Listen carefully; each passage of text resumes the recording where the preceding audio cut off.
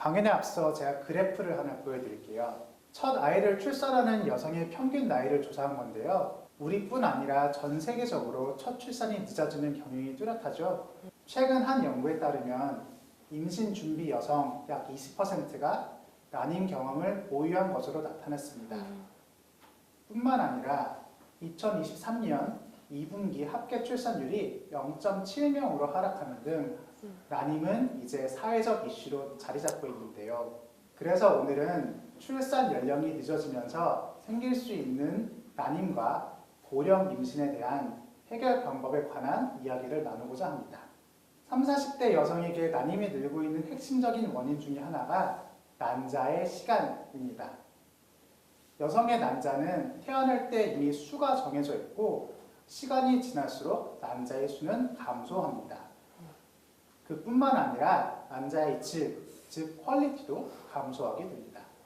저희가 고령 임산부라고 정하는 기준은 출산 시 연령이 35세 이후로 정의를 합니다. 저기 선생님, 그러면 이제 30대에 결혼을 하고 출산 계획이 있다면 아직 임신을 하지 않은 상태에서 계획만 있다 하더라도 난임 검사를 미리 하는 게 좋을까요? 아닙니다.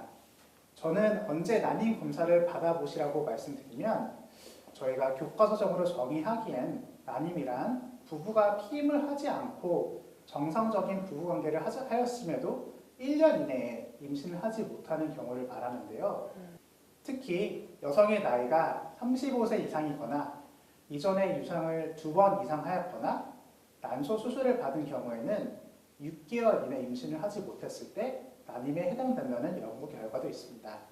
그래서 일반적으로 35세 미만은 1년, 35세 이상은 6개월 시도 후 임신이 안 되면 평가를 권합니다.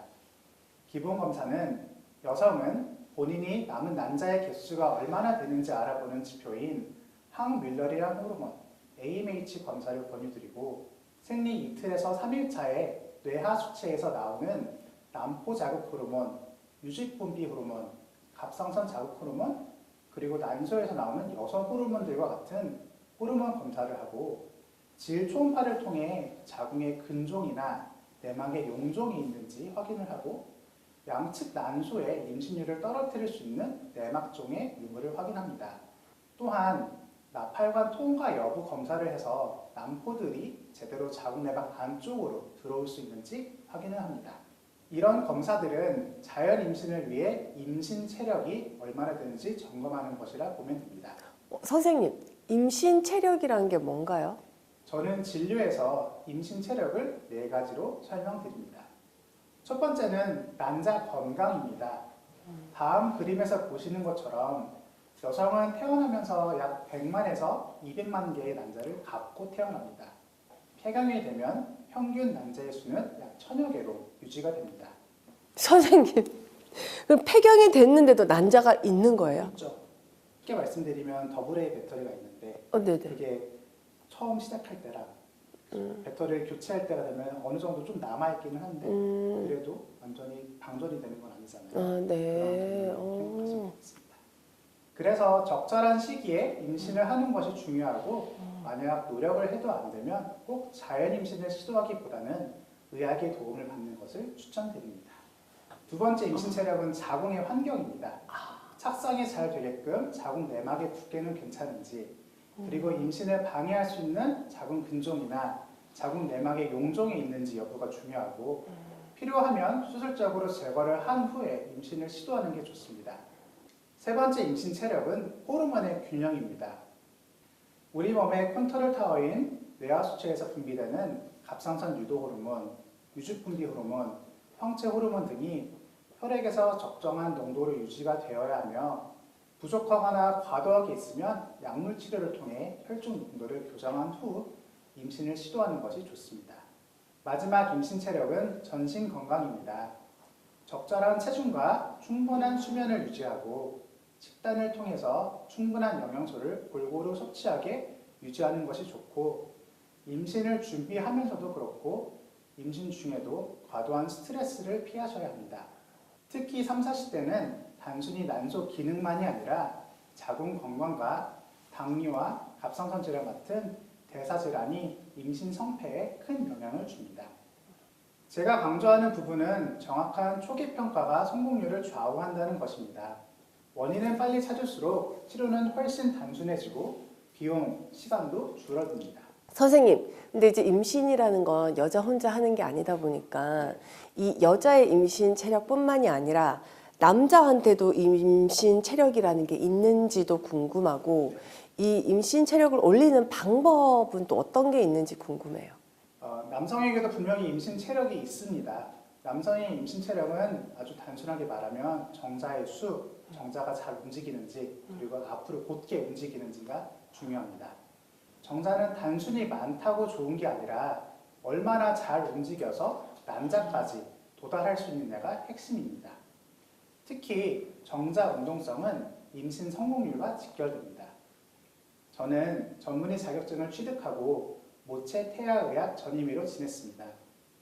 그 기준으로 말씀드리면 고령, 고위험 산모일수록 정밀 초음파 그리고 요즘 산모님들이 많이 하고 계신 NIPT를 비롯한 태아 유전자 선별 검사 그리고 태아의 유전자를 직접 볼 수 있는 육모막 육모 생검이나 양수 검사를 적절한 시기에 하여 유전 검진을 해야 하고 산모의 혈당과 혈압을 적정한 수치로 유지하면 안전한 출산까지 유지할 수 있습니다. 특히 고령, 고혈압, 당뇨, 갑상선 질환, 자궁근종, 반복유산, 전치태반 등이 있어도 체계적인 추적 진료가 있으면 위험을 상당히 줄일 수 있습니다. 얼마 전에 제가 근무하는 병원에서 일어난 환자 케이스를 소개해드리면 41세 환자분이었습니다. 이전에 초기 유산을 2번 하시고 세 번째도 어렵게 시험관으로 임신하셨습니다. 배아 상태에서 유전자 검사를 했는데 태아의 유전자가 배로 측정되는 모자이시즘을 확인한 채로 임신을 하셨습니다. 임신 12주경에 가장 태아의 유전자를 빨리 확인할 수 있는 육모막 검사를 통해 태아의 유전자를 확인하였고 다행히 태아의 유전자는 정상으로 확인되었습니다. 임신 21주경에 태아의 구조적인 이상이 있는지 확인하는 정밀 초음파도 구조적인 이상이 없다고 나왔고 25주에 시행하는 임신성 당뇨 검사도 정상 소견으로 나왔습니다. 이 환자분은 얼마 전에 제왕절개를 통해 2.9kg의 공주님을 맞이하고 태어나셨습니다. 그런데 그 시험관도 여러 차례 실패하는 경우들도 있잖아요. 이런 것들을 조금 극복할 수 있는 방법이 있을까요? 좋은 질문입니다. 최근 트렌드는 난자와 자궁의 미세 환경을 최적화하는 기술입니다.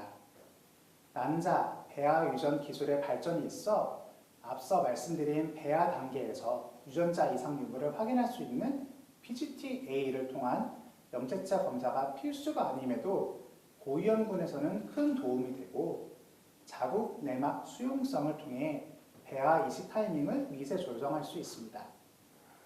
난소안의 난자는 나이가 들거나 여러 가지 이유로 에너지가 떨어질 수 있어요. 난자가 잘 자라려면 세포 안에 있는 미토콘드리아라는 발전소가 건강해야 합니다. 난자 안에 발전소 역할을 하는 미토콘드리아가 조금 더 잘 작동하도록 도와주고 환자분 혈액에서 얻은 성장인자를 이용해 난소 환경을 부드럽게 회복시키는 보조 치료로 알려져 있습니다. 이는 난자를 새로 만드는 치료는 아니고 현재 남아있는 난자들이 조금 더 좋은 환경에서 자라도록 도와주는 보조 치료라고 생각하시면 됩니다. 모든 분들이 같은 효과를 보실 수는 없지만 난소 기능이 저하된 경우에 이 시도를 해볼 수 있는 하나의 옵션입니다. 또한 아직 꾸준하게 연구가 진행 중인 치료이고 개인에 따라 반응 차이가 있을 수 있다는 점은 미리 알고 가셔야 합니다. 임신과 출산은 여성뿐만 아니라 부부의 일생에서 가장 드라마틱한 변화의 시간입니다. 출산 계획이 있다면 임신 체력을 준비하는 것이 중요한데요. 저는 임신 체력 위한 10계명을 환자분들께 말씀드리고 있습니다.